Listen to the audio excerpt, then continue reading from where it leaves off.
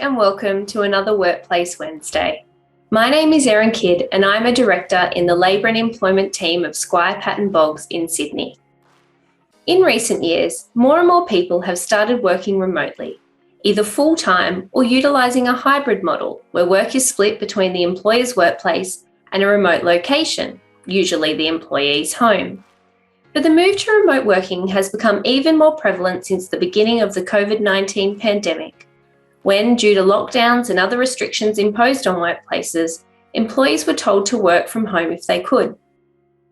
As a result, we employment lawyers are now receiving more and more inquiries from employers about implementing remote working arrangements, and more requests for advice on managing a remote workforce, where, in many instances, employees are now working remotely on a full-time basis, some even in other countries. We are also seeing employers grapple with making decisions about when it is okay to refuse an employee's request to work or continue to work remotely. A recent decision of the Queensland Industrial Relations Commission, HARE and State of Queensland, Queensland Health, provides some guidance on this issue. The case required the Commission to examine whether it was fair and reasonable for Queensland Health to deny an HR manager's request to continue to work remotely following the end of COVID-19 lockdowns so that she could move interstate with her partner.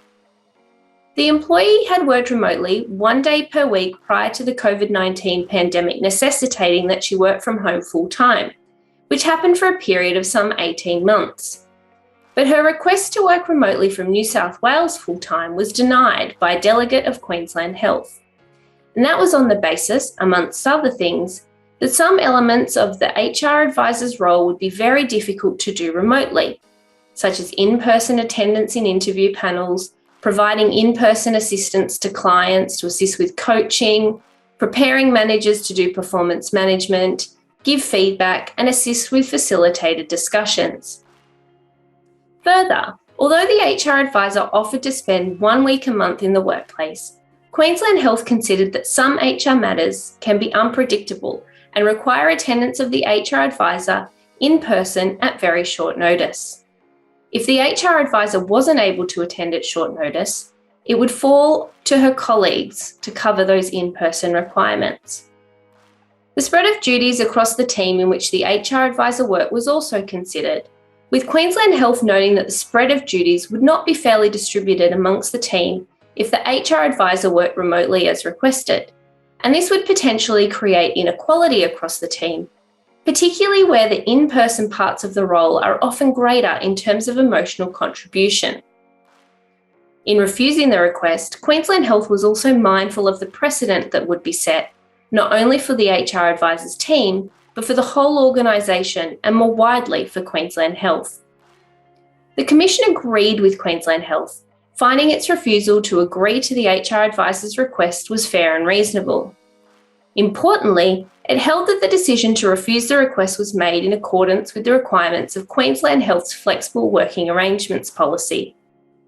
Further, given the HR advisor's request was made when travel between New South Wales and Queensland required approval and mandatory 14-day hotel quarantine, her offer to attend the workplace for a week each month, and otherwise when required at short notice, would be unviable from a practical and operational perspective. The Commission found it was fair and reasonable for Queensland Health to determine that, despite the way work had been undertaken during the COVID-19 pandemic, there are a range of aspects of the role that are likely to require in-person attendance. Therefore, the decision of Queensland Health refusing the HR advisor's flexible work request was confirmed. The Industrial Commissioner articulated fairly succinctly what employers who might be considering whether to allow an employee to work from home should take away from this decision. She said, "I have no doubt that the HR advisor, her colleagues, and many public servants across the state have successfully fulfilled their roles in a range of flexible circumstances in response to COVID-19. However, it is not unreasonable for an employer to determine the operational requirements for delivery of key accountabilities. While an employee may prefer to work in a particular way, this needs to be balanced with the operational requirements of the employer."